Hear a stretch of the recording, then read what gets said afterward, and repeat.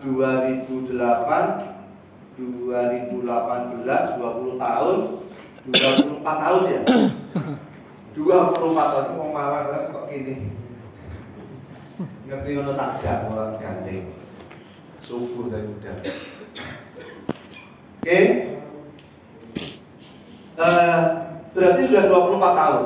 Tetapi kenapa ini selalu menarik terus? Karena praktek di lapangan, penempatan dan perlakuan modal penyertaan itu masih ada yang kurang pas.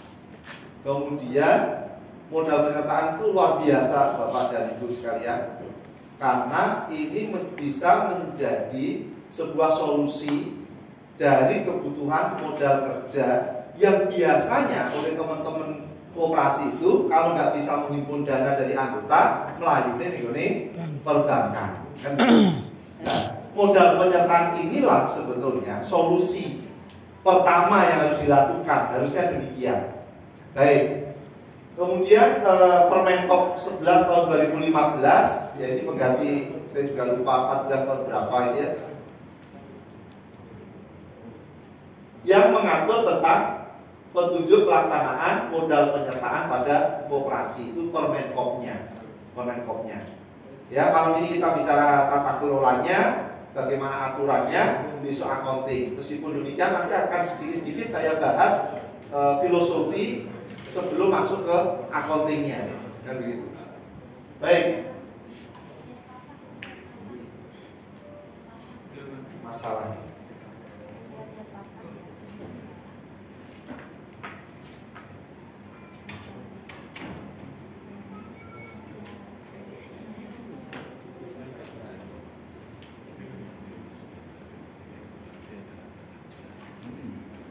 Ya, oke, klasik kita ulangi lagi. Koperasi adalah badan usaha, kan gitu ya. Berarti menjalankan aktivitas bisnis. Tempat untuk menjalankan aktivitas bisnis disebut perusahaan. Tempat menjalankan aktivitas usaha disebut perusahaan. Orang yang nyetor modal di perusahaan itu disebut pengusaha. Udah gitu aja. Yang lain-lainnya kita sudah sering kita bahas ya, prinsip koperasi, ada 7 prinsip koperasi yang membedakan nanti dengan perseroan terbatas. Hampir sama sebenarnya PT dengan koperasi itu sama-sama badan usaha, sama-sama badan hukum, ya kan? Bergerak di semua sektor usaha bisa, koperasi juga demikian.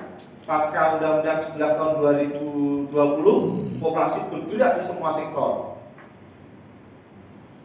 Terus pendiriannya semakin dipermudah. Dulu 20 orang, sekarang 9 orang sudah bisa jadi koperasi. Kan begitu. Ada yang menyetor modal, pemodal itu disebut pemilik. PT pemiliknya pemegang saham. Di koperasi pemiliknya yang nyetor modal simpanan pokok, simpanan wajib. Karena dia setor modal, dia diundang di dalam forum tertinggi para pemilik modal itu.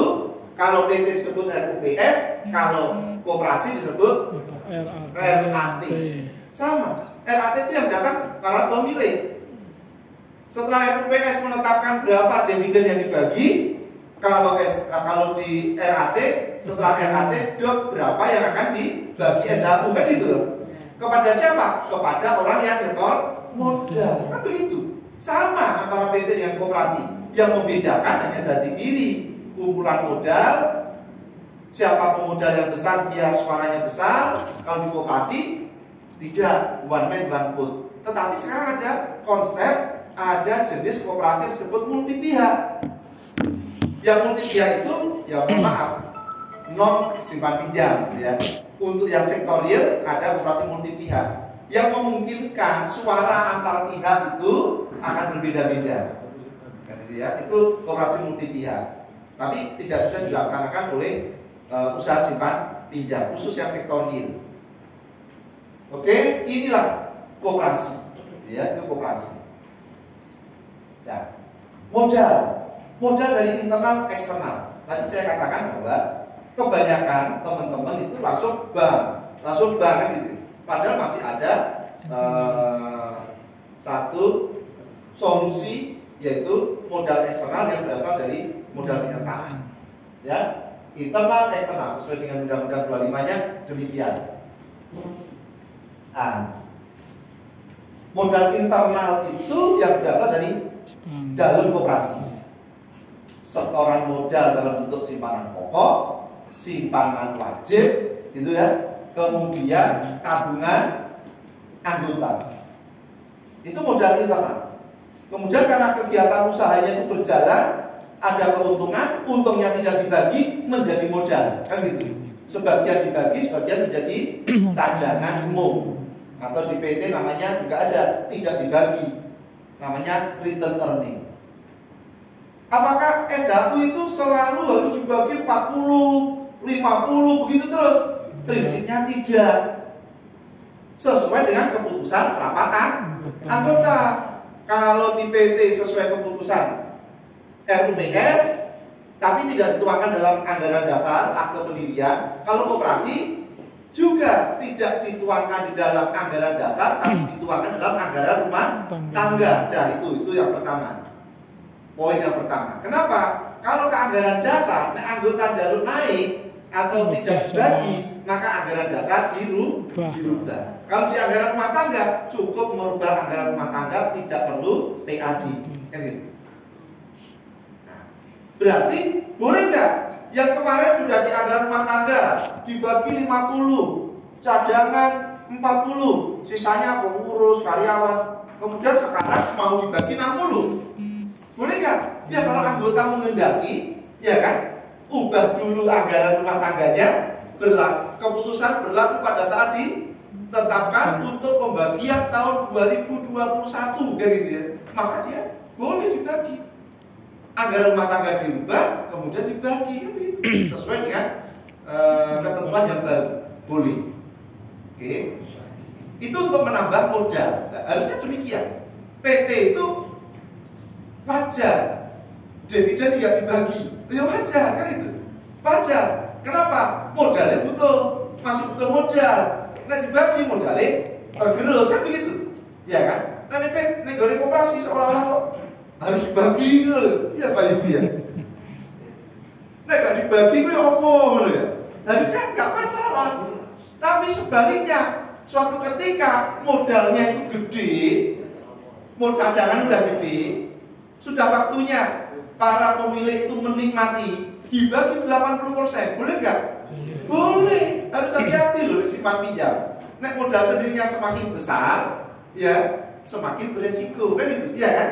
Sehingga modal itu nggak boleh kecil, juga nggak boleh terlalu besar, karena modal sendiri itu menanggung resiko. Nah, kan gitu. Sehingga begitu cadangan sudah gede, maka boleh dibagi. Bukan cadangannya yang dibagi, tetapi S1 tahun berjalan yang harus dibagi besar. Demikian, itu masalah permodalan dari internal. Kemudian eksternal. Eksternal itu dari hibah. Udah, nggak usah mengharapkan, sekarang udah nggak ada hibah. Hibah uang nggak ada. Kemudian pinjaman. Pinjaman ke lembaga keuangan bank maupun non bank, LPDB, ya kalau LPDB murah, ya kan? Sekarang nanti kan naik lagi, karena sudah COVID sudah kembali lagi kan? Kemudian perbankan dan lain sebagainya. Atau boleh nggak koperasi menghimpun dana dalam bentuk surat utang koperasi atau obligasi? Boleh. Undang-undang mengatur. Tapi kalau menghimpunnya dari non anggota harus izin OJK, kan gitu, iya kan? Tapi kalau di internal anggota tidak masalah. Berarti bisa nggak selain simpanan anggota, internal kan simpanan anggota, simpanan ini. Apakah simpanan harian? Apakah simpanan berjangka? Ya, apakah kalau di syariah wadiah atau sirka temporer mudharabah? Maka alternatifnya kita bisa mengeluarkan surat utang koperasi untuk internal anggota dalam bentuk ya sertifikat, dalam bentuk markat gitu, markat. Ayo nyimpen ini, ya kan? Nisbah dibagi per 3 bulan, kan itu kalau obligasi, ya kan? Itu. Nanti sewaktu-waktu begitu jatuh tempo akan diambil uangnya atau diperpanjang, kan begitu. Sesuai dengan karakteristik dari surat utang maupun kalau di syariah namanya sukuk. Ya, kalau di konven ya surat utang gitu aja, surat utang koperasi, sukuk koperasi atau obligasi. Boleh, boleh. Enak loh koperasi. Ya, tapi kan belum dimanfaatkan semua. Fasilitas yang ada di aturan itu belum kita manfaatkan. Lah yang terakhir modal penyertaan. Ya, modal penyertaan itu kalau di teman-teman syariah itu hampir sama dengan simpanan kalau kita memberikan pinjaman musyarakah, iya kan? Atau sirka temporer dengan menggunakan nisbah. Ini. Nah, yang perlu diluruskan pertama adalah beberapa koperasi masih menempatkan modal penyertaan sebagai pinjaman. Yaitu ada para pendiri atau siapalah menempatkan duit T, di situ di neraca jadi modal penyertaan, tapi sak berbulan oleh bunga. Bedanya nek bunga itu pinjaman. Ya. Kalau modal penyertaan bukan pinjaman, tapi penempatan modal atau investasi. Nek koperasi untung dari modal yang dikelola tadi, maka pendapatan dari orang investor ya akan tinggi. Tapi kalau rugi, ya dia nggak dapat, gitu. Bukan berarti uangnya hilang, tapi dia nggak dapat bagi hasil, dia nggak dapat nisbah, gitu. Sehingga nanti kita bahas nanti, kita bisa mengatur, oh produk ini dibiayai dengan modal penyertaan, produk ini pakai modal sendiri dan sebagainya. Oke, itu modal penyertaan. Yang kedua yang perlu diluruskan adalah modal penyertaan itu ada di sisi kewajiban jangka panjang, bukan di modal sendiri. Masih ada itu ya yang kita lihat itu masih di modal sendiri. Nanti apa alasannya? Nanti besok juga bagaimana cara accountingnya. Tapi filosofinya kenapa di modal di utang jangka panjang nanti di bawah kita setelah kita tahu karakteristiknya baru kita bisa terjawab. Oh, kenapa harus di utang jangka panjang? Oke, itu tadi sumber-sumber permodalan. Ya, apa sih modal penyertaan itu? Sesuai dengan PP-nya ada sejumlah uang atau barang.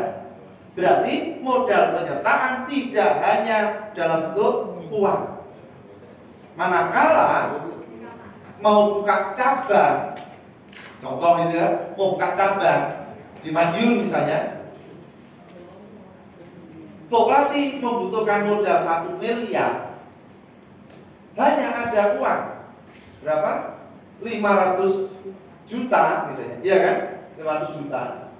Belum ada bangunan, belum ada perlengkapan, peralatan kantor dan sebagainya belum ada. Maka bisa mengajak orang lain untuk bersama-sama membuka cabang tersebut di Madiun dengan cara investor tadi menempatkan modal penyertaan. Saya punya ruko kosong, ya kan? Ruko ini kalau dikontrakkan, ya kan? Per tahun sekian. Ya wes, nggak usah kontrak.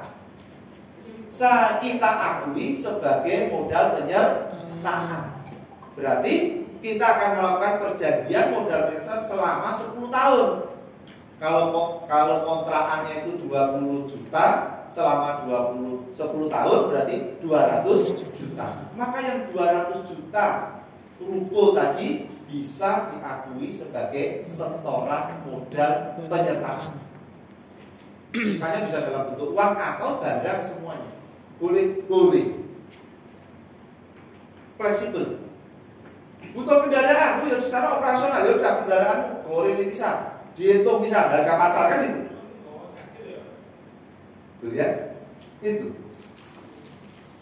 Jadi kalau barang dibeli dengan uang sesuai dengan harga pasar yang ditanamkan oleh pemodal untuk menambah dan memperkuat struktur permodalan koperasi dalam meningkatkan kegiatan usahanya. Yang menarik lagi adalah modal penyertaan bisa dari anggota atau non anggota. Siapa non anggota itu? Masyarakat umum yang punya duit boleh, BUMN, BUMD boleh, perseroan terbatas boleh, negara boleh. Itu terjadi di Kabupaten Badung. Badung di mana Badung itu? Bukan Jawa Barat ya? Bandung.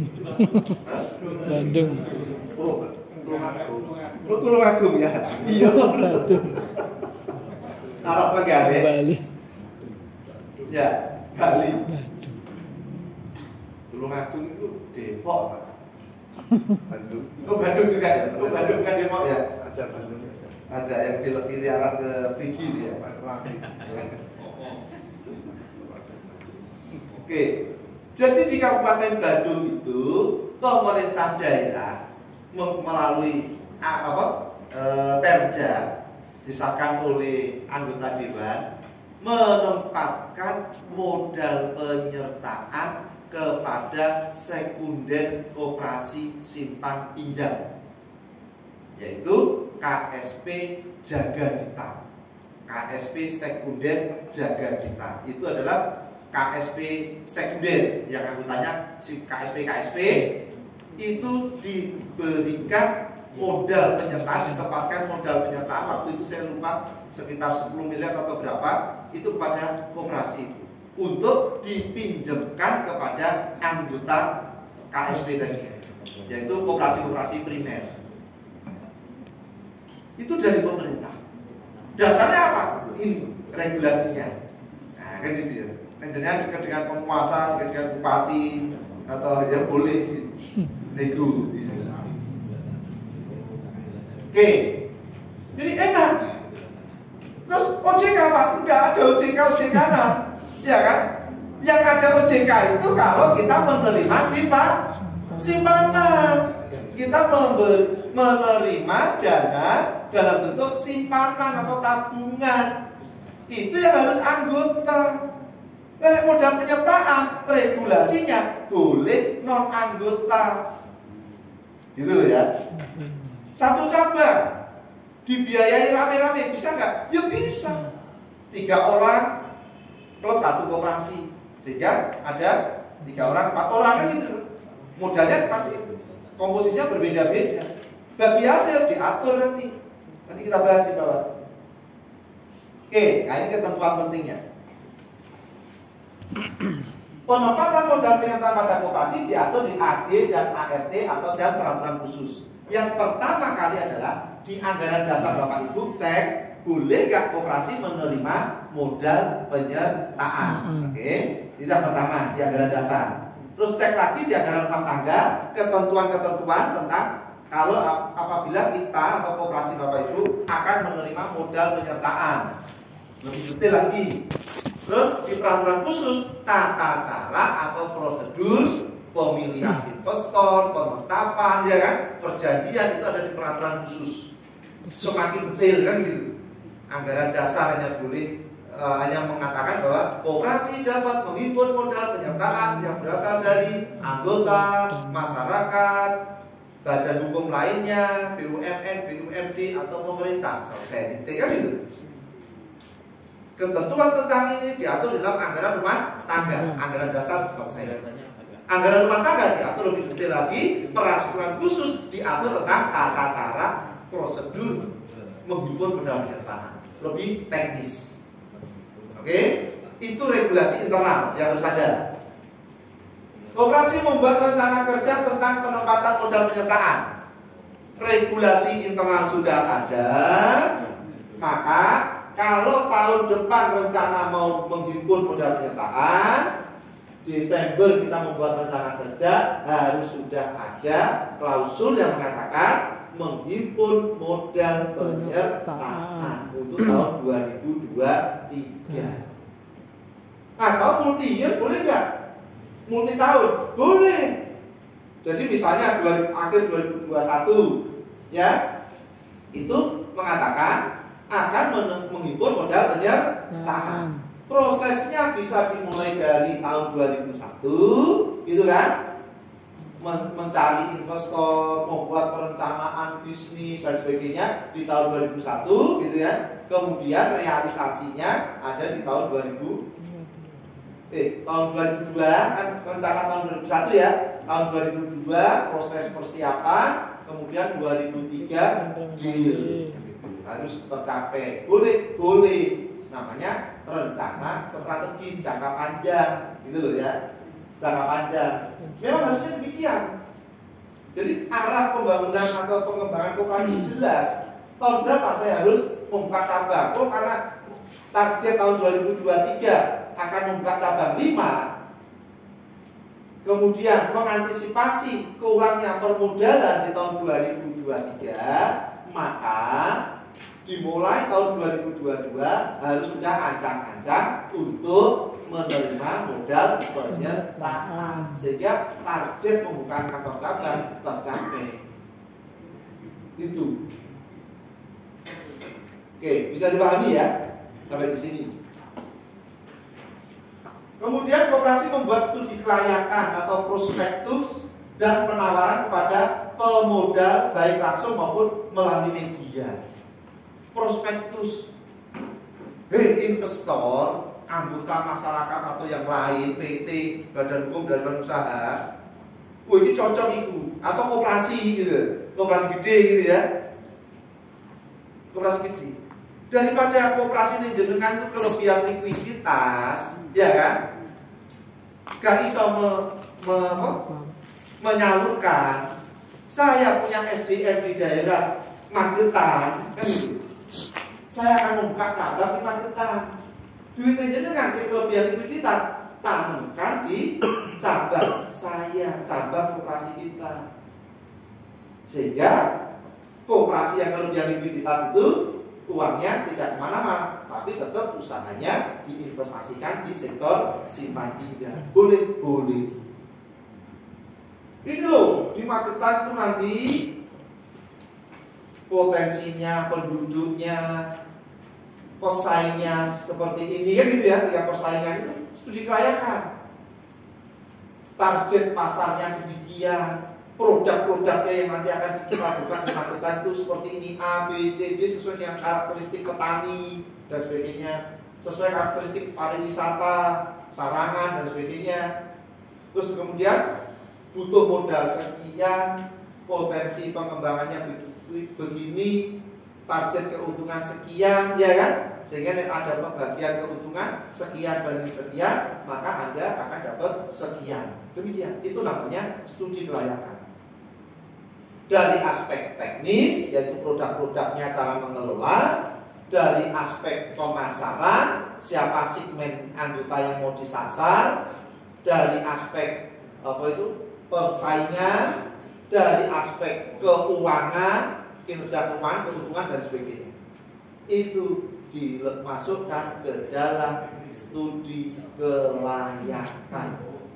Besok bisa Anda tanyakan. Pada saat ada narasumber berbicara akuntansi. Dibuat yang menarik, tapi ojo bombastis gitu. Kondisinya biasa-biasa dinaik-naikkan kan itu, ya kan? Harus realisasi, harus real, harus realistis itu, ya kan? Terus diberikan potensi apabila meleset-melesetnya seperti ini kan gitu. Intinya Bapak, orang harus visible. Apa itu proyek tadi, usaha yang mau dibuka harus visible. Nek visible, ya gak belum nanti dulu alah gak apa kalau tolong tahu rugi terus bener rencana ini jadi kan. Nah, oke, demikian itu prospektus. Langsung, ya udah langsung jenengan, Pak, jenengan koperasi jenengan kok koyo duitnya akeh banget. Saya melihat tadi tak lirik likuiditasnya over sampai 60%. Ini loh, saya punya ini cocok, presentasi bla bla bla. Atau masukkan ke media. Media ya koran gitu kan. Koran, kalau media sekarang kan tidak hanya koran dia kan. Bisa koran fisik, koran online ya. Sosial media boleh aja, Twitter gitu ya, Twitternya koperasi atau Instagramnya koperasi atau Facebooknya koperasi, karena yang disasar adalah khalayak rame. Tidak hanya anggota, pokoknya khalayak rame, uang sing duit, duit turah. Gitu. Atau perusahaan-perusahaan investasi. Sebuah PT memang khusus perusahaan investasi. Tapi jangan lupa, karena kita ada PMPJ, ya kan? Ada undang-undang TPPU, tetap itu harus berlaku PMPJ. Ya, tetap harus berlaku undang-undang TPPU itu. Begitu ada koperasi atau lembaga yang mau menanam kafe 0 miliar, takonono duite saking pundi. Harus kan, ini penting kan, zaman sekarang itu penting ya. Duitnya saking pundi Pak. Loh, ini uang kita, perusahaan kita khusus untuk investasi. Ya sudah, ini silakan surat pernyataan kan itu ya kan. Sehingga kalau ada apa-apa, ada kejahatan korporasi, ada TPPU, penggede itu menempatkan di perusahaan investasi tadi, perusahaan investasi tempatkan di koperasi kan itu, ya kan?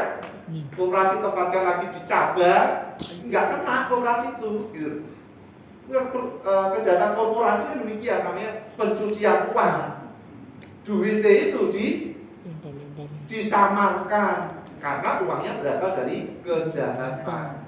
Kayak Kirokono itu keuntungan ini buat perusahaan lagi kan begitu terus sampai ya diagram pohon cabang di anak, di cucu, di cicit macam-macam, di ponakan disebar sekian persen itu yang silsilah perusahaan itu bisa diikuti.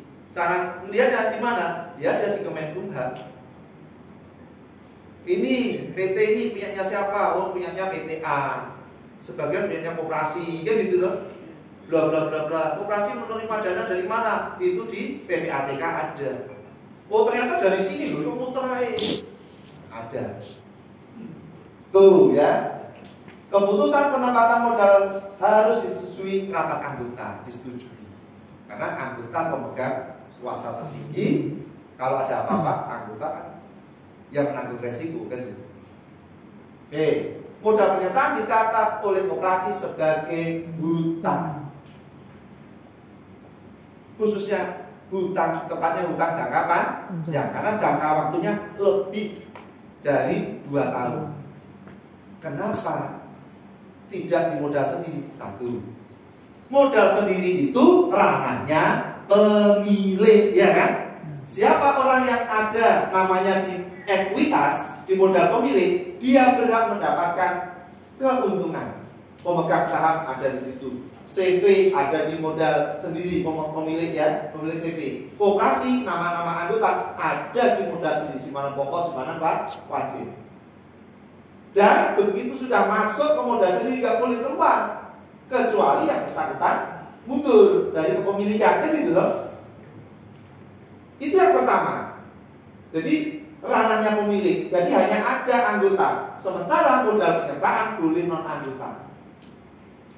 Yang kedua, modal penyertaan ada batas waktunya sesuai dengan SPMPKOP, surat perjanjian penempatan modal penyertaan pada koperasi. Apakah 5 tahun, 7 tahun, 10 tahun, 15 tahun. Kalau sudah selesai, bisa diperpanjang, bisa selesai, kan gitu. Meskipun itu anggota belum keluar, uangnya bisa ditarik, sehingga harus tidak di sisi ekuitas. Karena bisa ditarik, maka accountingnya menurut standar akuntansi itu kategori hutang, di mana di kemudian hari entitas atau koperasi harus mengembalikan. Jadi sekarang kita sudah tahu 10 tahun lagi saya akan mengembalikan. Utang atau betul? Utang. transaksi di masa yang lalu. Jadi karena ada penempatan uang, ada perjanjian, jangka waktunya 10 tahun. Sekarang orang sudah tahu, kok 10 tahun lagi saya harus mengembalikan. Maka pada saat itulah diakui sebagai hutang. Tapi ekuitas tidak. Anggota jenengan gak akan tahu 10 tahun, 5 tahun, 2 tahun, 4 bulan besok akan keluar. Pemegang saham juga gak tahu.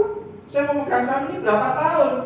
Bisa jadi 1 hari ini beli, bulan depan dijual lagi gitu. Atau dimiliki terus. Nah, seperti itu. Tapi kalau modal kita sudah tahu 5 tahun besok akan selesai. Oke, itu ya. Kemudian modal penyertaan sesuai dengan perjanjian akan dikembalikan kepada pemodal pada saat masa penempatan berakhir. Wah, ini bahaya. Bahayanya apa? Pak, wis kadung perjanjiannya 5 tahun, buka kantor cabang, modalnya 700 juta koperasi, 300 juta orang lain. Terus 5 tahun nanti orang itu berakhir, terus cabangnya tutup? Tidak harus tutup. Maka koperasi bisa mengambil alih, ya kan? Yang 300 tadi untuk diambil alih oleh koperasi, dibayari koperasi, nek duit. Kalau tahu, kan bahasa nek duit, sehingga menjadi 100% cabang itu milik koperasi. Nek kan duit bisa ditawarkan kepada anggota yang lain atau orang yang lain dengan komposisi yang berubah. Kenapa komposisi berubah? Karena ini usaha kan sudah berkembang, ya kan? Tidak lagi 70-30, bisa jadi 85-15, bisa jadi loh ya. Gitu. Itu keuntungannya. Ya, yang paling terburuk adalah koperasi gak duit, gak ono wong sing belum lanjut, ya sudah. Selesai sebetulnya. Ya. Tapi jarang terjadi yang seperti itu. Pasti kita bisa melakukan ya upaya untuk tetap memperpanjang. Kalau memang bisnis cabang tadi yang biaya modal penyertaan memang visible, menghasilkan, sebenarnya merugi terus saat durungin batas waktu tutup saja. Nggak masalah rugi, kan gitu ya kan? Karena kerugian itu nanti ada beberapa, siapa yang harus menanggung kerugian. 7. Penempatan modal penyertaan harus melalui SPMP-COP, Surat Perjanjian Modal Penyertaan pada Koperasi. Perjanjian khusus bernotaris B2B, business to business. Kalau pemerintah yang memberikan B2G, business to government. Perjanjian 2 pihak, 3 pihak, 4 pihak tergantung orang yang terlibat di modal penyertaan tadi. Perjanjiannya bagaimana? Apa saja isinya nanti di bawah. Pemodal yang menempatkan modal penyertaan pada koperasi tidak mempunyai hak suara. Ya, tidak mempunyai hak suara. Yang ini agak sumir sebetulnya. Kalau anggota gimana? Ya, anggota tetap sebagai anggota dia mempunyai hak suara. Tapi anggota potensial, dia tetap suaranya 1, tapi bisa mempengaruhi 1000 wong kan loh. Tidak ada modal penyertaan ya. Sekarang itu juga demikian ya kan. 3.000 orang setelah dibagi modal simpan pokok simpan wajib ternyata hanya 10%. Yang 3 orang 90%, ya kan? Tetap pengambilan keputusannya menang sih 90%, meskipun 3 orang. Lu kan one vote. Ya iso one vote sampai gak gelem manut karo aku modal tak cukup arep apa wong. Apa iso wong 3.000 iku balik sing 90% modal yang di-store, ya kan? Gak bisa, mesti bubar operasinya. Ya itu hukum bisnis. Ya sebenarnya sah-sah saja. Ya kan? Tinggal komunikasi sebetulnya. Komunikasi administrasi jangan sampai menyalahi ya aturan itu aja. Sah itu. Kalau saya bukan bilangin investor tidak. Tapi sah. Loh, bayangkan duitku 3 miliar ning kono. Duitmu itu lho 200.000, 1 juta, 5 juta, apa macam-macam, iya kan? Lalu kalau kamu deset pengen jadi ketua, iya kan? Duitmu simpanan pokok, simpanan wajibmu cuma 1 juta, uangmu 3 miliar, dan kau gak bisa kelola, itu akan muncul. Gitu loh Pak ya. Masuk akal kan? Sehingga kalau jadi voting, one vote itu kan sudah yang terakhir sebetulnya, iya kan? Yang pertama kan musyawarah untuk mufakat ya, di musyawarah untuk mufakat itu loh, coba ngorek duit itu 3 miliar, iya kan? Yo ini, itulah ada kompromi kan itu. Jadi KPK one vote mesti menang, saya punya. Iya, backingnya kan gitu. Gitu. Tapi belum tentu sukses, belum tentu berhasil. Nah, itu hukum bisnis. Ya, itu hukum bisnis. Sehingga manakala ada ketua yang dia tidak menguasai simpanan yang besar, dia harus pandai-pandai untuk ya melakukan kompromi dengan yang penyimpan yang besar. Harus mengakomodir, gitu. Ya kan? Mau tidak mau kan uang yang dikelola itu banyak miliknya beberapa orang. Ya sing api, ya sing roto, tidak ada kesenjangan itu. Sing api. Tapi berhubung nek ono kaya ngono ya itu mau ngono lho. Ya saya ngomong apa adanya saja kan. Oke. Pemodal berhak untuk mendapatkan bagi hasil atas keuntungan dari modal penyertaan. Kalau rugi, nah ini nanti setelah ini. Nanti ya. Oke, persyaratan ini yang harus dipenuhi. Yang pertama, ya koperasi lah, primer maupun sekunder. Boleh. Sudah beroperasional 2 tahun seperti kantor cabang, ya kan? Kantor cabang itu bisa dibuka setelah dia operasional 2 tahun. Memenuhi kelayakan. Ya hasil visibility studinya layak, visible kan itu kan. Mempunyai usaha yang layak dibiayai modal penyertaan. Dalam anggaran dasar mengatur tentang modal penyertaan, tadi sudah dibahas. Ini syarat administrasi ya yang diatur di PP. Mempunyai rencana kerja, oke. Mempunyai pembukuan yang tertib dan laporan keuangan yang telah diaudit kantor akuntan publik 2 tahun berturut-turut. Oke, loh Pak, di Permenkop 15 tahun 2015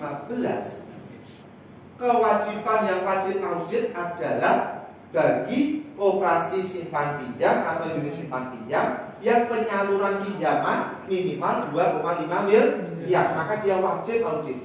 Berarti kalau di bawah 2,5 miliar kan tidak wajib audit. Menurut aturan tidak wajib, ya kan? Tapi audit itu kan tidak semata-mata berbicara kewajiban atau aturan. Audit itu adalah kebutuhan kan gitu. Kurang dari 2,5 miliar butuh audit ya audit. Nah sekarang meskipun baru 1 miliar pemberian pinjamannya, mergo pengen gede, setelah 2 tahun membuat studi kelayakan dan sebagainya layak, dia pengen menerima modal penyertaan. Padahal pemberian pinjamannya baru 1,1 miliar. Apa harus audit? Ya audit. Kayak gitu. Paham ya? Pokoknya nek arep nopo modal penyertaan kan itu supaya akuntabilitas, ya kan? Nah, kita bicara akuntabilitas publik kepada masyarakat, kepada orang umum, kepada non anggota. Bahwa investor itu nanti percaya, oh itu loh mesti audit, terus bener, asetnya betul sekian, ininya betul sekian, keuntungan kemarin memang betul sekian, kan gitu. Audit, karena akan menerima modal penyertaan. Nah ya paham ya? Jadi bisa dipahami kewajiban yang 2,5 sesuai dengan Permenkop itu dalam kondisi normal. Dalam kondisi mau menerima modal penyertaan meskipun belum 2,5 miliar penyaluran pinjaman, dia tetap wajib audit. Oke. Nah, apa isi SPMPK? Surat perjanjian modal penyertaan pada koperasi. Ini isinya. Nah, yang ini isi perjanjian nanti diatur akan diolah di hadapan notaris, tapi yang disepakati sebelum ke notaris. Di nama koperasi, nama pemodal itu kan syaratnya sebuah perjanjian minimal ada 2 yang bersepakat kan itu. Jumlah pemodal, penyertaan koperasi, jumlah modal yang dibutuhkan, usaha yang dibiayai, nah ini. Oke. Modal penyertaan itu lebih tepat kita input untuk sebuah proyek. Dan ini tidak hanya KSP dok ya, koperasi konsumen boleh ya, koperasi produsen boleh. Sebuah proyek itu kalau koperasi simpan pinjam tadi mau membuka cabang, maka satu cabang itu bisa dibedakan bahwa cabangnya di Kota Madiun itu cabang didanai dengan modal penyertaan. Di mana koperasi hanya mempunyai 20%, boleh, itu loh ya. Investor 80%, buka cabang sana, kan jadi dinamis gitu, jadi luas gitu. Jadi duduk duitnya kayak DWKB, karena ini bisnis beresiko kan, sehingga kita ya berbagi resiko dengan orang lain. Kalau kita berbagi resiko, maka kita akan berbagi profit, betul nggak? Ojo resikonya dibagi nih wong liya, profitnya dipakai dhewe. Apa iki gelem ora gelem. Bangetan niku ora gelem wis. Bagi resiko, semakin resikonya tinggi, semakin dapatnya juga tinggi. Kayak tadi loh, di koperasi itu aku nyetor akeh dan sebagainya, resikonya dia paling gede. Nah NPL-nya tinggi, ono corona, ada apa, koperasinya macet kabeh, sing rugi yo sing nyetor gede. Makanya pembagian SHP-nya dia dapatnya besar, tidak ada masalah. Sah-sah saja dalam berbisnis itu. Semuanya diatur berdasarkan kesepakatan di anggaran dasar, anggaran rumah tangga. Ini juga gitu, diatur di dalam SPMP Kop. Tuh. Atau ada pasar di situ butuh kehadiran kita. Nah, kan itu, ya kan? Maka khusus di pasar itu, meskipun itu pun tidak cabang, tapi dikelola oleh pengelola secara terpisah, uangnya disendirikan, yang berasal dari modal penyertaan. Boleh nggak 90%, 10% koperasi? Yuk boleh, sah-sah saja. Kombinasi-kombinasi itu hanyalah terkait dengan hak, terkait dengan kewajiban, dan terkait dengan pembagian keuntungan. Sekian persen. Maka sama persis. Kalau yang syariah musyarakah. Kedua-duanya sudah ada modal. Nah nanti bagaimana pengelolanya? Nanti semakin lama semakin gamblang. Oke, siapa sing ngelola? Wes, bro, aku gak ikut mengelola. Aku gak ngerti masalah-masalah keuangan. Yang penting aku duit tak tempatkan. Jenengan aja, koperasi yang ngelola 100%. Boleh. Atau gini loh, aku yang melu mengelola, koperasi melu mengelola. Boleh sesuai kesepakatan gitu. Tapi nanti hak dan kewajiban berbeda-beda. Nah, koperasi ikut mengelola semua, ada biaya pengelolaan. Kan itu. Pembagian keuntungan tidak pure, misalnya 70 modalnya 70-30, kemudian koperasi dapat 70, pemodal 30, ya enggak juga, ya kan?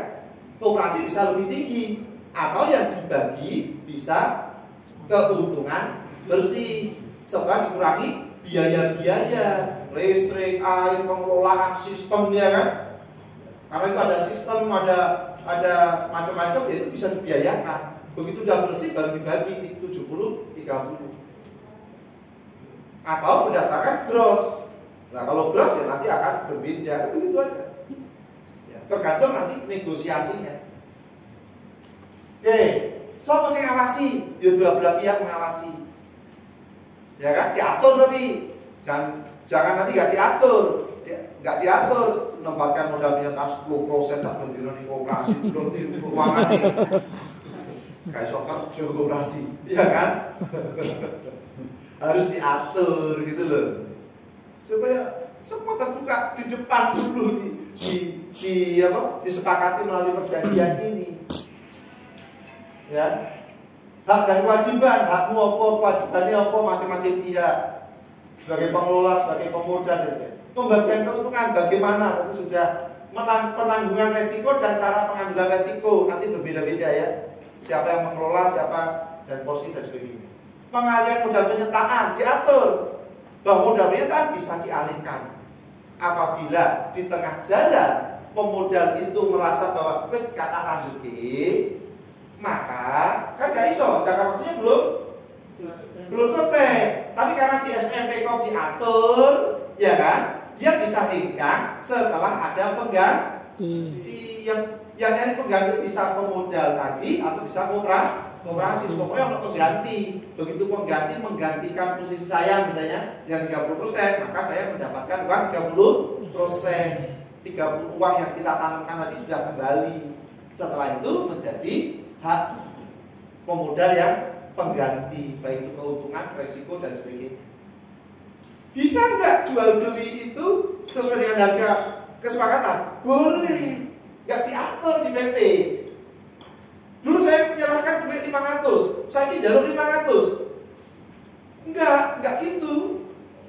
Ya, uang penggantinya itu nanti di saat kita bertransaksi. Dulu saya 500 dalam kondisi masih lamaran, masih baru berdiri ya kan. Saya ini keuntungannya gede. Jadi mau menggantikan saya 600 benar. Tapi catatannya nih gini, koperasi tetap 500. Paham ya? Loh, enak loh modal penyertaan ini.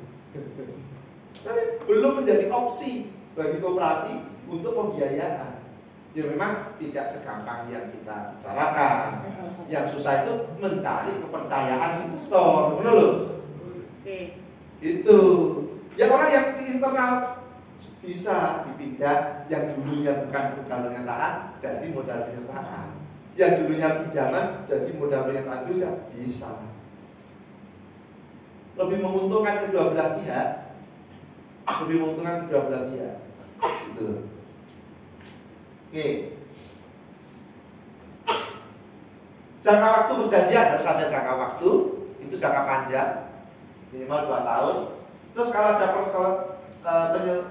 perselisihan bagaimana? Biasalah di perjanjian ya, kedua belah pihak sepakat ya, apabila ada perselisihan antara masing-masing pihak, maka kedua belah pihak sepakat untuk menyelesaikan secara musyawarah untuk mufakat. Apabila musyawarah untuk mufakat tidak tercapai, kedua belah pihak sepakat menyelesaikan permasalahan tersebut di pengadilan negeri mana, kan gitu? Ya kan Pak? Perjanjian demikian, selalu demikian. Semakin detail, semakin yang diatur itu semakin hal-hal yang memang krusial, ya semakin bagus. Ya semakin bagus. Jangan ada celah-celah yang multi tafsir dan sebagainya kan gitu ya. Yang bisa ditafsirkan macam-macam. Oke, itu. Sampai di sini ada pertanyaan? Silakan Pak.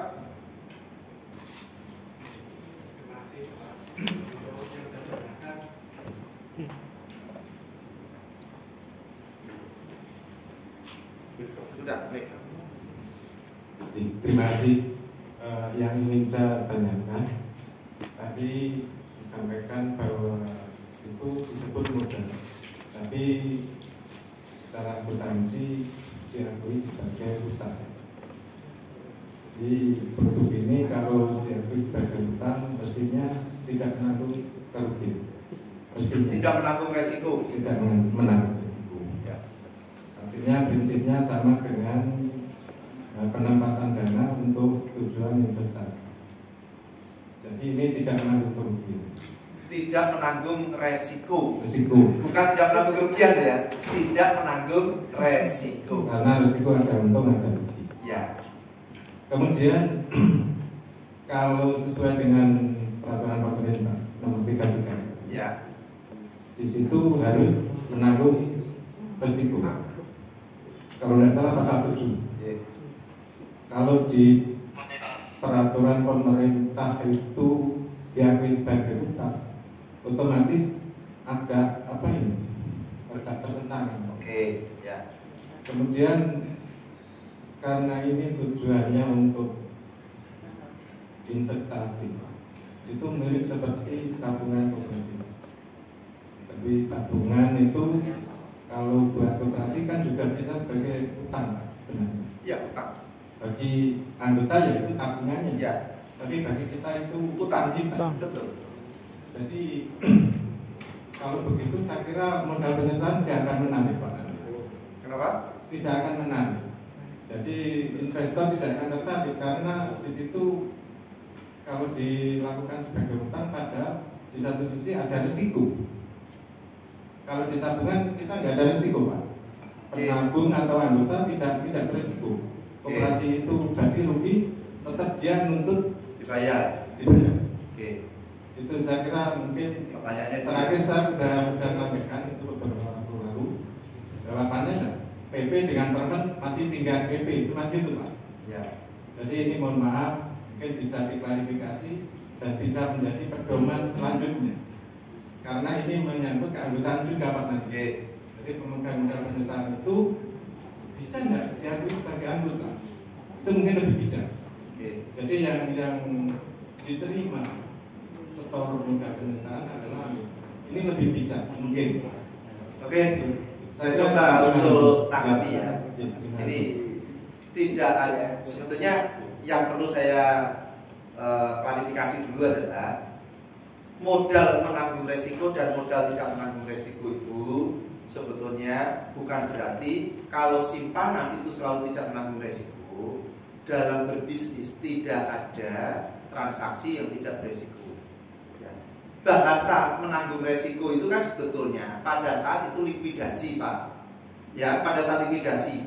Jadi pada saat likuidasi hutang-hutang itu harus dibayari dulu, kan gitu, ya kan? Manakala aset itu sudah nggak cukup untuk membayar hutang atau hutang sudah dibayar semua, kemudian nggak ono sisoni, maka simpanan pokok, simpanan wajib termasuk saham kalau di PT tidak wajib dibayar karena itu adalah punyanya pemilik. Pemilik yang menanggung resiko dari bisnis itu, kan begitu.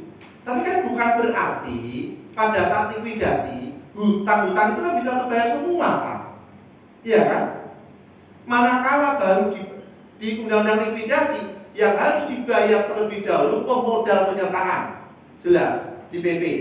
Ya. Di PP itu mengatakan modal penyertaan. Karena kalau di undang-undang likuidasi itu adalah kewajiban yang paling besar yang miliknya pihak ketiga, kan begitu.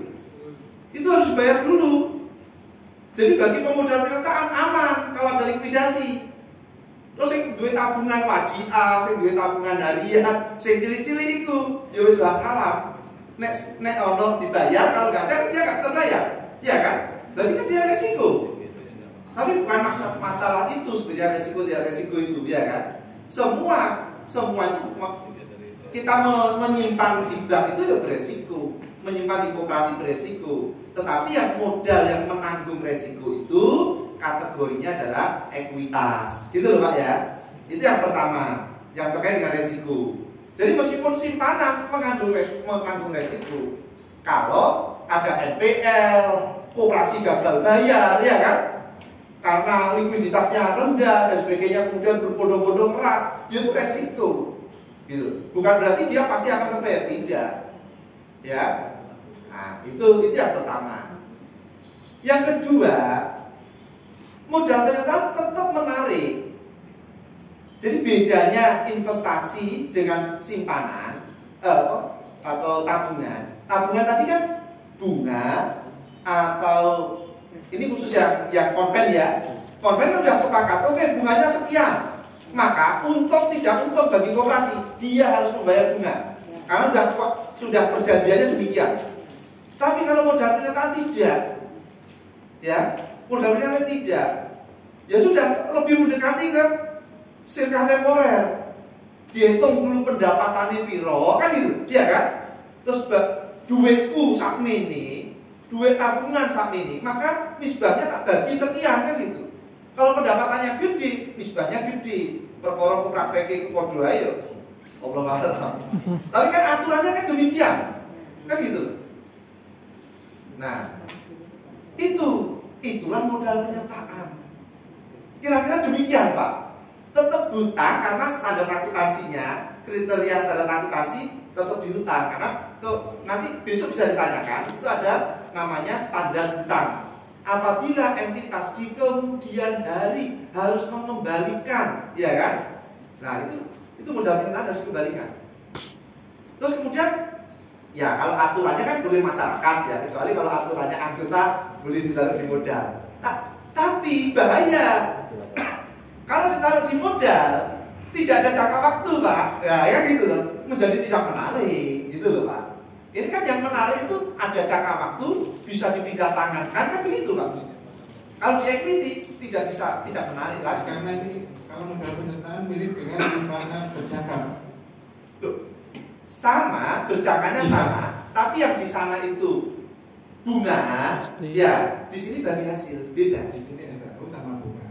Bukan SHU, bagi hasil. Iya, bagi hasil. Nah, SHU itu kan dari keuntungan koperasi. Ini dari keuntungan modal yang dikelola. Ya. Maksudnya istilahnya SHU. Ya, oke. SHU modal yang dikelola. Sama kan dia dapat bunga simpanan itu kan juga bagian hasil, Pak. Iya, kan itu cuma istilah. Ya, tapi bukan istilah. Cara menghitungnya beda. Jadi mendapatkan 1 miliar, ya kan? Apa itu berjangka selama 5 tahun, harus dikei bunga 1%, ya kan? Koperasi untung tidak untung, jenengan nompo 1%.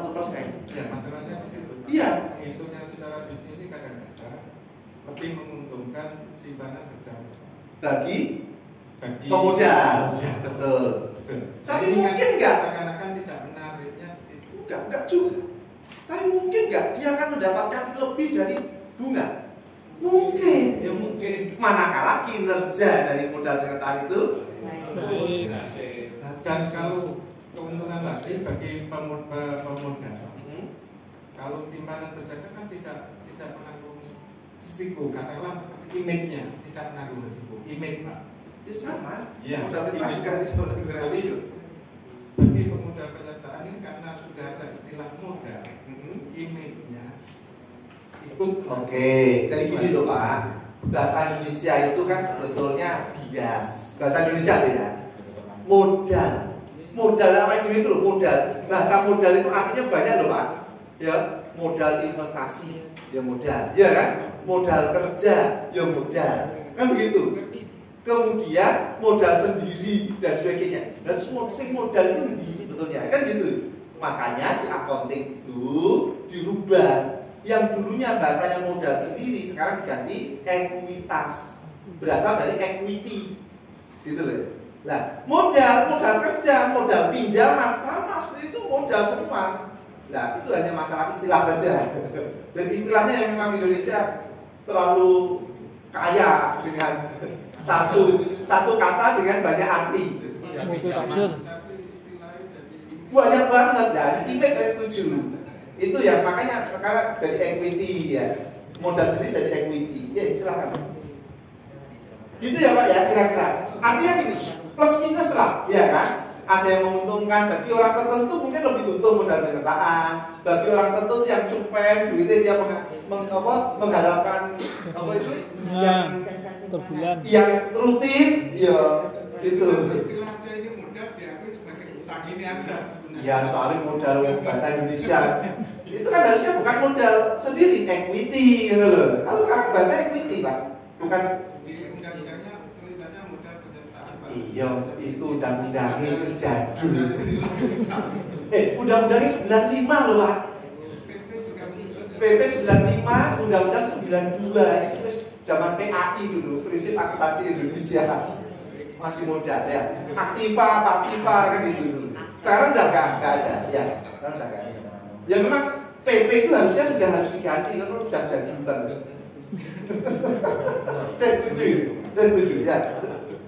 Ya silakan Pak. Terima kasih Mas perkenalkan, nama saya Abdul Rahim dari Koperasi Terus. Saya coba berdasarkan dari pengalaman, Pak. Memang konsepnya menarik. Di lapangan memang perlu perjuangan yang cukup untuk menjalankan ini. Dari pengalaman kami, catatan pertama ya, koperasi itu harus memberikan imbal hasil lebih, atau di prospektusnya itu harus menggambarkan peluang ya. Walaupun ini tidak menentukan, memang modal penyertaan ini konsepnya harus bagi hasil yang bagus itu, bukan pakai sekian, bukan pakai bunga. Jadi di dalam prospektusnya estimasi imbal hasil harus lebih baik 2-3 kali lipat dari bunga ataupun apa tadi berjangka tadi. Jadi catatan satu. Kedua, bagaimana membuat modal penyertaan ini menarik? Kalau orang deposito atau nabung, dia tidak bisa ngapa-ngapain, pasif. Ya, jadi dia pasif. Mau tahu di dalamnya apa dapurnya kayak apa, dia tidak bisa. Ini bisa menarik karena dia bisa tahu dapur gitu. Dan ikut mengelola. Ikut mengelola, ikut mengawasi, ikut bagaimana pertemuan dan lain sebagainya sesuai dengan perjanjian itu. Tadi dari pemaparan Bapak yang saya kurang setuju begini. Jadi dalam membuat prospektus itu harus ada yang namanya pengalaman. Jadi kalau saya berpikir begini, ketika kita punya banyak cabang ya, kemudian mau buka cabang baru, itu yang ditawarkan cabang baru itu tidak menarik ke investor. Malah justru cabang lama yang harus ditawarin, Pak. Ini saya punya cabang bagus, rating A, modalnya 200 juta ataupun 200 miliar. Siapa yang mau istilahnya mau masuk di sini, uangnya tak buat buka cabang berikutnya. Itu akan menarik. Karena kalau bikin cabang baru masih meraba, labanya belum tentu buka cabang baru itu akan prospek. Karena dikatakan prospek itu kalau sudah mungkin 5-7 tahun perjalanan cabang itu sudah istilahnya sudah stabil dan bagus dan sudah diketahui lah Pak gitu. Kalau bikin proyek baru, saya kira tidak akan menarik. Kalau berdasarkan modal penyertaan itu pada sebuah proyek, baik cabang ataupun proyek usaha. Tetapi berbeda kalau modal penyertaannya itu kepada keseluruhan koperasi. Makanya mungkin itu menjadi pertanyaan saya, apakah filosofinya modal penyertaan ini, kalau Bapak tadi bilang pada sebuah proyek, baik ya berarti kan secara teknikal itu khusus ya, cabang ataupun proyek di mana kan gitu. Ataukah apa boleh modal penyertaan ini membiayai seluruh koperasi? Dalam artian koperasi ini mau ya seluruhnya Pak ya, jadi masuk di dalam keseluruhan itu, bukan di dalam jus proyek itu. Terima kasih. Ya, yang pertama udah ditambah-tambahin dan benar. Jadi begini, mau lama mau baru dia sah-sah saja, kan itu. Itu nanti menjadi sebuah pilihan, ya kan? Yang lama kemudian di take over sebagian untuk ditambahin modal kita, ya sah-sah saja. Jadi itu fleksibel, dan itu hal-hal yang semacam itu tidak diatur di dalam aturan ini. Gitu. Jadi itu mana yang lebih menguntungkan? Prinsipnya gitu. Ya, ini yang menarik itu demikian. Kemudian project. Kemudian manakala itu dimasukkan ke koperasi boleh nggak? Boleh. Tapi kata kuncinya adalah selama kita mampu menghitung berapa modal penyertaan yang ditempatkan dan berapa porsi bagi hasil dari modal penyertaan tersebut. Itu yang menjadi kata kuncinya. Ya, itu yang menjadi kata kuncinya. Makanya sejak tadi saya selalu membandingkan antara modal penyertaan itu dengan konsep bagi hasil yang syariah. Kalau syariah itu kan jelas modal koperasi berapa, dari simpanan berapa, kan begitu cara ngitungnya, ya kan? Sehingga menjadi proporsi modal sendiri berapa, modal luar berapa. Kemudian keuntungan dari margin, dari nisbah, dari ujroh dan sebagainya itu berapa, baru dibagi-bagi kan begitu. Nah, selama itu bisa, kan harus dituangkan di dalam SPNPKOM, gitu loh. Jadi jangan sampai nanti menjadi sebuah perjanjiannya Pak gimana? Di perjanjiannya. Berarti seluruh anggota tanda tangan dalam perjanjian. Ya tidak, kan itu kenapa harus seluruh anggota? Kan koperasi itu kan dikuasakan kepada pengurus, gitu. Siapapun pengurus. Pengurusnya ganti Pak, ini perjanjiannya udah pengurus lama, ya tetap berlaku karena pengurus itu adalah kuasa dari anggota, ya kuasa. Jadi kan nggak mungkin anggota itu mengerjakan semua, maka siapapun pengurusnya, ya dia atas nama namanya apa itu ex officio. Nah, bahasa hukumnya ex officio. Jadi siapapun yang jadi anggota, jadi pengurus, ya dia pengurus baru harus tunduk pada perjanjian-perjanjian yang dilakukan oleh pengurus lama, karena pengurus itu sebagai kuasa dari para anggota, para pemilik. Karena dia diberikan kuasa untuk mengelola, pengawas diberikan kuasa untuk mengawasi. Jadi itu boleh-boleh saja sebetulnya. Ya, nanti di bawah ada bagaimana cara pembagian keuntungan dan sebagainya. Ya, oke. Jadi itu tinggal pilihan. Enggak juga kalau yang baru itu enggak menarik, ya kan nyatanya ada joint operation ya, kemudian ada perusahaan-perusahaan, ayo kita membuat perusahaan, ayo kita kongsi dagang dan sebagainya. Ya itu mulai dari baru. Semuanya berdasarkan selama perencanaan prospektus itu memang masuk akal, memang apa adanya, dibuat tidak bombastis, tidak apa, bisa dibaca, bisa dipelajari orang, datanya dari data terpercaya, orang pasti akan percaya. Dan ingat tuh ya, bisnis itu, kita masuk ke dunia bisnis itu sebetulnya resiko, ya kan? Kita sudah menetapkan saya mau usaha ini, saya mau usaha transportasi, itu sudah resiko. Ada namanya resiko inherent, resiko bawaan, gitu ya. Jadi biasa kalau berbisnis itu rugi, apalagi di investor itu miliaran itu wis biasa. Saya nggak biasa ini kan duit cupen, dilebok kayak gini, gegek. Dia mau membuat lagi di daerah lain, misalnya apa itu tempat penggilingan padi, ya kan? Sekaligus itu langsung pemepakan supaya untuk pemasaran wilayah, ya bisa saja. Bisa. Ya semuanya resiko, untuk resiko. Nah, semakin beresiko, semakin resiko yang tinggi, biasanya returnnya semakin besar. Biasanya gitu. Tapi return yang kecil, resiko yang tinggi, ojo kepilih. Terakhir Pak, jadi apa helangnya, apa pengusaha mau masuk ketika ditawari modal penyertaan oleh koperasi, pengusaha atau investor itu kenapa kok tidak menarik? Salah satunya ujung-ujungnya nanti gimana kalau kita mau bangun PT gitu. Jadi ketika khususnya untuk sektor real ya, bukan yang sebagainya. Ketika koperasi ini punya proyek apa, itu yang punya peluang dan ngajak investor. Doinya itu iya jadinya begitu. Gimana itu Pak perilaku kayak gitu? Itu hanya masalah komitmen saja. Saya tidak alergi juga ya. Koperasi mendirikan PT itu tidak alergi gitu ya.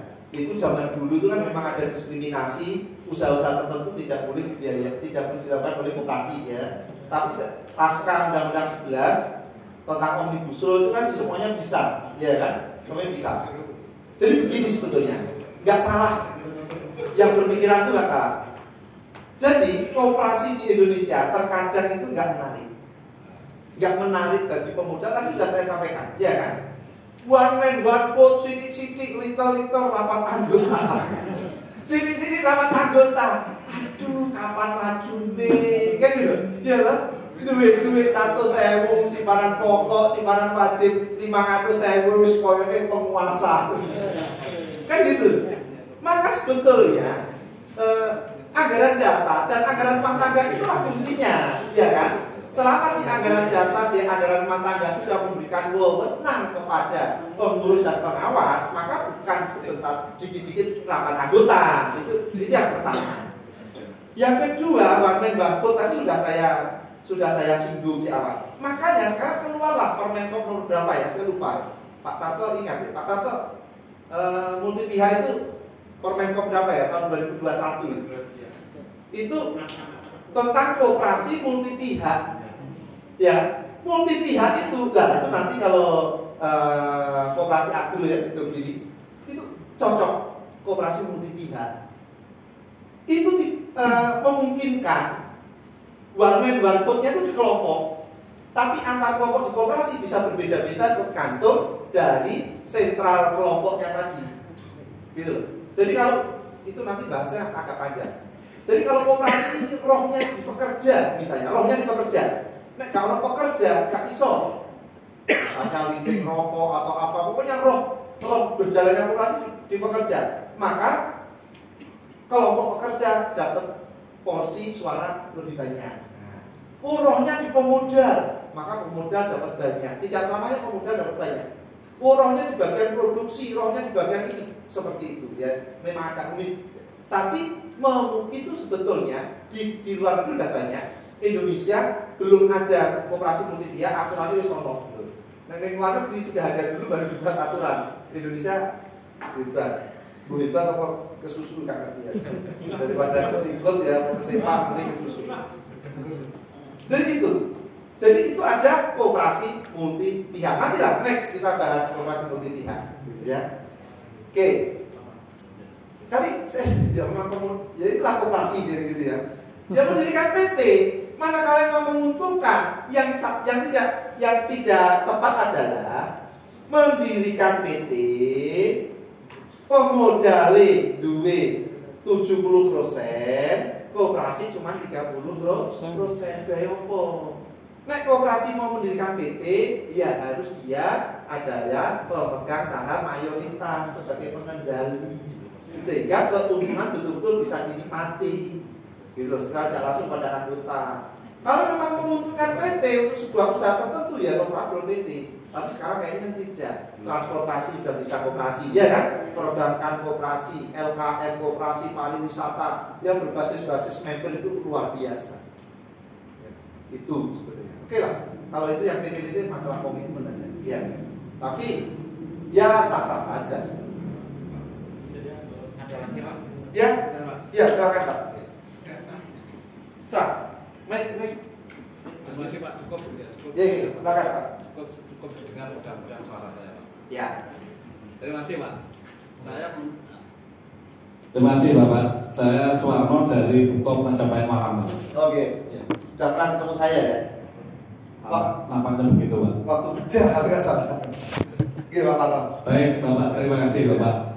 Saya menyambung yang disampaikan rekan kami dari yang di belakang tadi, hubungannya dengan modal penyertaan yang tidak menarik bagi anggota tadi Pak. Karena ada beberapa macam persyaratan yang ujung-ujungnya tadi ikut menanggung risiko tadi. Nah, risiko ini berbicara risiko tentunya karena ada untung ada rugi Pak. Ya kalau rugi mestinya itu tadi. Ini yang saya bicarakan, yang saya sampaikan ini adalah hubungannya dengan modal penyertaan ini, hubungannya dengan PP yang tadi. Mohon penjelasan tadi disampaikan Pak. Kami kalau bisa ditayangkan Pak. Yang ada non anggota tadi Pak. Modal penyertaan yang ini tadi ya itu Pak. Kamu jaminan dapat berasal dari anggota atau non anggota. Mohon maaf Pak Yusuf. Kami kembali kepada Undang-Undang 2592 pasal 42. Di sana memang diatur. Jadi pasal 41-nya itu mengatur modalnya koperasi baik yang dari anggota maupun dari non anggota eksternal itu tadi. Tapi di penjelasan pasal 42 ini sama sekali tidak mengatakan bahwa modal penyertaan ini berasal dari anggota dan atau non anggota. Mohon maaf Pak, kalau saya boleh saya baca penjelasannya. Ya, silakan. Pengumpulan modal dari modal penyertaan baik yang bersumber dari pemerintah maupun dari masyarakat. Jadi di sini kan jelas Masyarakat. Iya, non anggotanya masyarakat, tapi pemerintah kan terlibat Pak di sini. Iya. Nah di situ kan tidak ada. Nah disinilah mungkin tadi apa yang disampaikan oleh rekan kami tadi tidak menariknya, tapi salah satu indikasinya ke sana Pak. Sehingga tentunya dalam hal ini pemerintah ini dituntut menurut hemat kami Pak, dituntut untuk memberikan modal penyertaan itu sehingga nanti anggota itu akan menarik. Ya. Ya tentunya dengan segala macam apa namanya penjelasan dan perjanjian tadi Pak Yusuf barangkali saya betul. Oke. Ini di penjelasan undang-undang Pak. Iya. Sehingga kalau kita tarik Coba kepada dibaca lagi Pak undang-undangnya.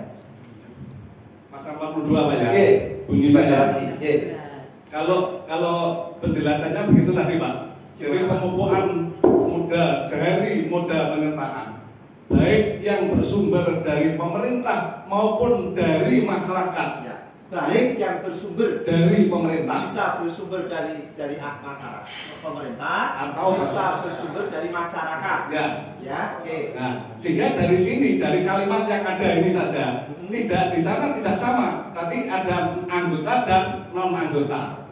Ya. Nah, dari hal seperti inilah menurut hemat saya tidak menarik di sini sehingga menurut saya pemerintah dituntut ini Pak untuk memberikan modal penyertaan kepada koperasi.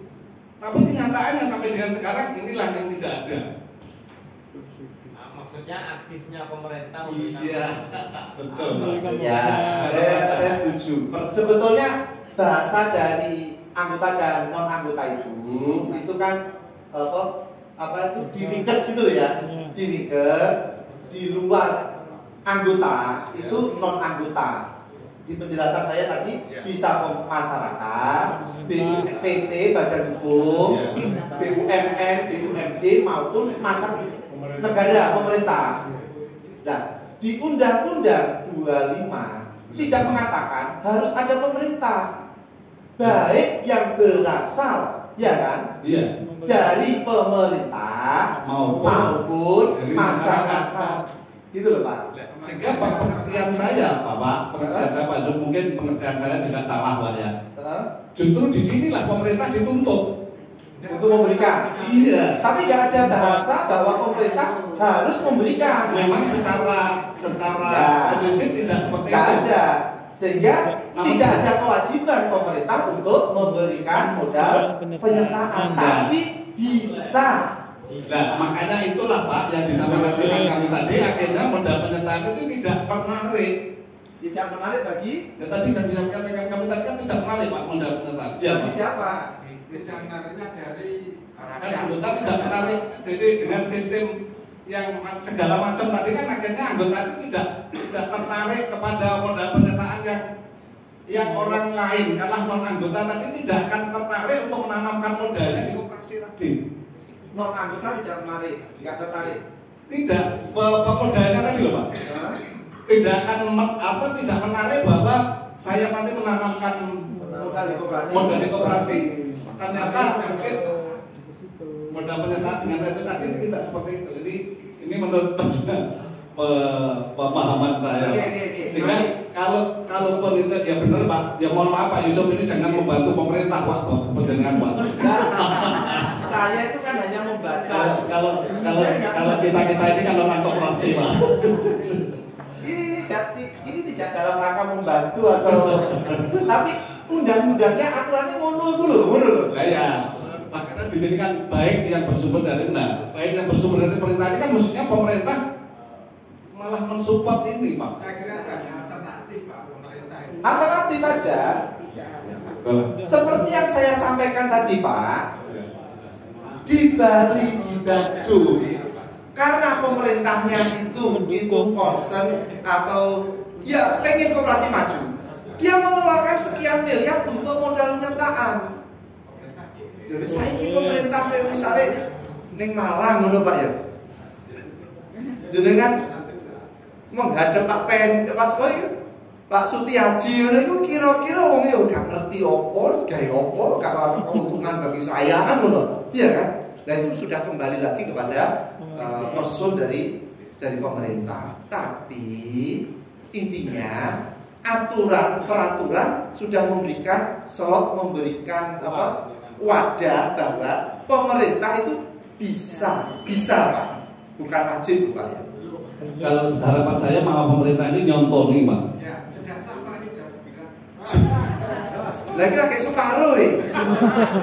Oke, kira seperti itu ada Pak. Maksud Ya, saya Mas. seperti itu. Maksud Oke. saya agar pemerintah agar tadi orang swasta itu bisa tertarik kepada Ya. modal penyertaan tadi. Pemerintah nyontoni. Iya, betul Ya, sekali. ya. Ya itu Pak yang saya Yang- maksud. Terima yang kasih itu- Pak Yusuf, oke. mohon maaf. Oke, nggak apa-apa, kita ini forum ilmiah jadi biasa berdebat. Wes awake dhewe iku aja mengharap pemerintah nyontoni iku Dalam badannya wis gak akeh sing bisa dicontoh. Oke, benar tadi matur? Enggak, atau biar dilanjutkan dulu. Nanti ada beberapa yang kita diskusikan itu sebenarnya sudah terjawab di bawah. Kalau di bahasa PP-nya demikian Pak. Untuk memperluas struktur permodalan koperasi modal kita yang berasal dari pemerintah, anggota masyarakat, badan usaha, badan-badan lainnya. Kalau di Permenkop nanti bisa malah badan hukum lainnya, sebenarnya sama saja meskipun bahasanya nggak sama persis, tapi intinya sudah mewakili ya. Pembukaan modalnya dilakukan berdasarkan perjanjian, ya udah itu aja. Oke, kita kembali lagi kurang sedikit sebetulnya. Ya. Baru nanti kita diskusi sampai jam 12, ayo. Ngantuk ya tidur. Sampai mana tadi? Nah ini, sebenarnya bukan berarti pemodal itu selalu menanggung resiko ya. Karena tadi kan diskusinya langsung mau menanggung resiko, padahal slide-nya belum selesai gitu ya. Oke, koperasi sebagai pengelola. Siapa yang mengelola? Satu, koperasi. Jadi koperasi mengelola, pure koperasi. Pemodal hanya nyetor uang atau barang. Maka modal penyertaan dikelola oleh koperasi. Yang modal penyertaan, pemodal menyerahkan modal dikelola oleh koperasi. Gitu ya. Nah, di Permenkopnya yang seperti ini adanya di Permenkop karena yang lebih detail-detail ya dia. Dapat dilakukan oleh pengurus atau mengangkat pengelola. Apabila koperasi mempunyai lebih dari satu unit usaha, maka usaha didanai modal penyertaan harus dibentuk unit usaha terpisah. Yang tadi usaha terpisah tadi Pak ya, project tadi. Karena lebih dari satu unit. Tapi kalau koperasi nggak punya cabang dan sebagainya, hanya satu itu saja boleh. Gitu. Tapi yang jelas harus bisa cara ngitungin bagaimana itu tertuang di dalam SPMPKOP. Kemudian pengurus yang mengangkat pengelola untuk unit yang didanai dari modal penyertaan harus atas persetujuan pemodal. Ini yang menarik. Tadi yang disampaikan Pak Abdul Rahim bahwa pemodal itu bisa campur tangan. Ya, aku gak seneng itu Yusuf ini ojo wes. Aku gak setuju dengan Yusuf, ya kan? Ini orang ahli ini, kau setuju deal kan gitu. Ya. Pengurus yang mengangkat pengelola, yaudah ya. Koperasi wajib membuat laporan keuangan terpisah atas usaha yang didanai dan dari modal penyertaan. Harus terpisah karena supaya menghitung nisbahnya, menghitung bagi hasilnya. Kemudian pemodal hanya menanggung kerugian sebatas pada modal penyertaan yang ditanam. Tidak menanggung kerugian koperasi karena itu yang mengelola koperasi kan. Ya, jadi kalau sampai usahanya rugi terus duitnya entek, ya pemodal menanggung, gitu loh. Tapi nanti ada lagi klausul-klausul yang lain. Rugi itu sebabnya karena apa? Kalau rugi karena bisnis menanggung, kalau rugi karena kelalaian dan dan kesengajaan, maka koperasi harus menanggung, pengelola tadi harus menanggung begitu. Kemudian apabila kerugian diakibatkan ya ini kelalaian dan sebagainya, pengurus atau pengelola wajib menjalankan kegiatan sesuai SPMPKOP. Oke, itu kalau yang mengelola koperasi. Kalau yang mengelola berdua, ya mengelola berdua, maka usaha wajib dikelola otonom. Kalau yang mengelola berdua, gak mungkin kalau koperasi belum mempunyai usaha, kemudian ada orang lain masuk ke situ, ya kan? Sementara dia hanya punya modal, dia ikut campur tangan mengelola koperasi kan artinya. Nah itu gak mungkin. Maka dibuat harus otonom khusus yang modal penyertaan supaya pemurnian pengelolaan koperasi itu murni ya dilakukan oleh pengurus. Beda lagi, loh itu kan pengelola Manajer juga bukan pengurus ya kan, dia diangkat dan dibayar kan itu. Kalau pemodal perencanaan tidak. Terdapat wakil pengelola dari koperasi dan pemodal. Unit usaha otonom harus membuat laporan keuangan secara terpisah. Kerugian bisa menjadi tanggung jawab semua pihak sesuai dengan perjanjian. Karena yang mengelola 2 orang. Apabila diketahui kerugian tersebut sebagai kelalaian atau kecurangan oleh pengelola, maka pengelola dapat dimintai pertanggungjawaban untuk menanggung kerugian tersebut. Koperasi tetap harus menanggung sisa kerugian setelah dikurangi tanggung jawab kerugian dari pemodal. Kerugian tersebut ditunggankan pada tahun berjalan. Nah itu kalau dikelola berdua. Jadi di dalam modal pinjaman itu ada hak opsi. Pemodal bisa mengambil opsi ikut mengelola atau tidak ikut mengelola. Oke, udah pembagian keuntungan sudah nanti diskusi, nanti negosiasi dan sebagainya. Pembagian keuntungan itu unsurnya banyak banget ya, tidak mungkin hal-hal yang teknis itu akan diatur di peraturan kan itu ya.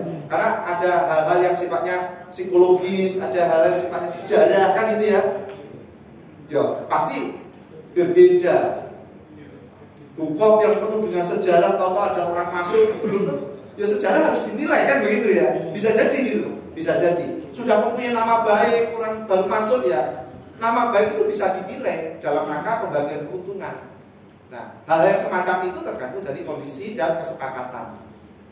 Itu dalam kondisi likuidasi, nah itu diatur juga. Sudah cocok ini dengan dana likuidasi. Pemodal penyertaan harus mendapatkan prioritas pertama dalam pengambilan modalnya. Baru setelah pemodal penyertaan, baru deposan terbesar. Ya, jadi penyimpan modal modal simpanan berjangka yang terbesar.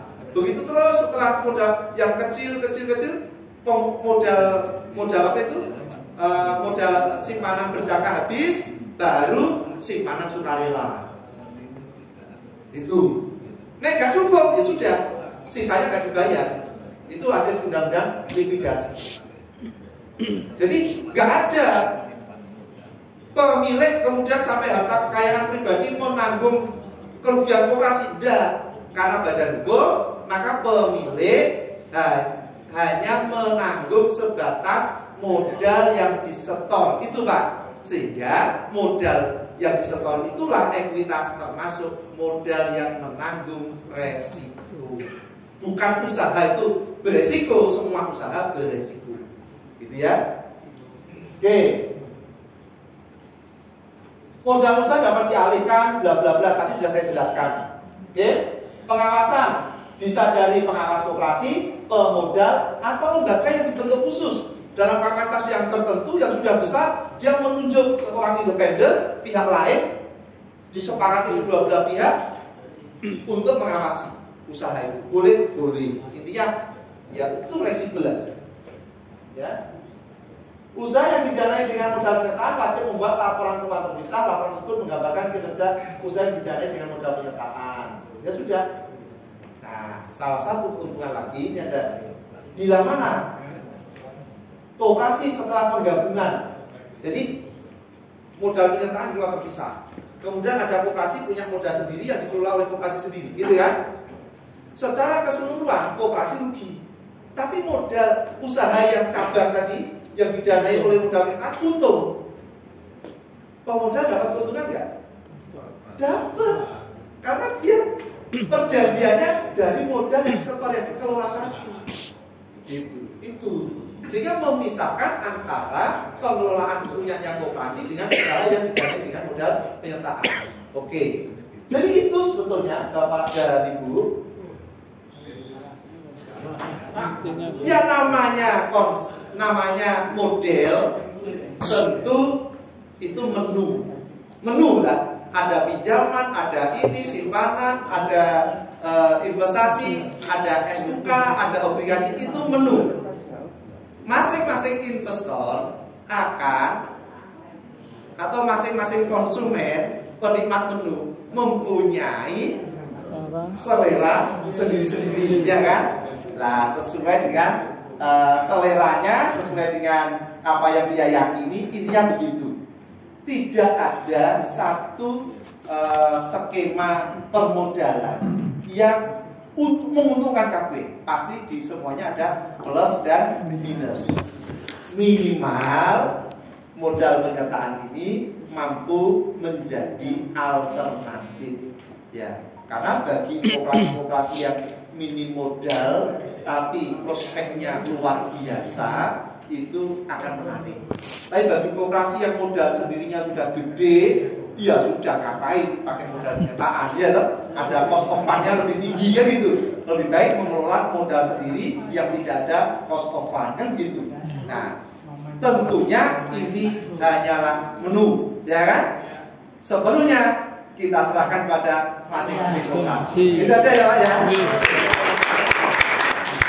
Baik, karena sudah lebih dari 7, tadi mulainya lebih dari 3. Berarti ya kalau 3 menit wajar ya. Nggak ada yang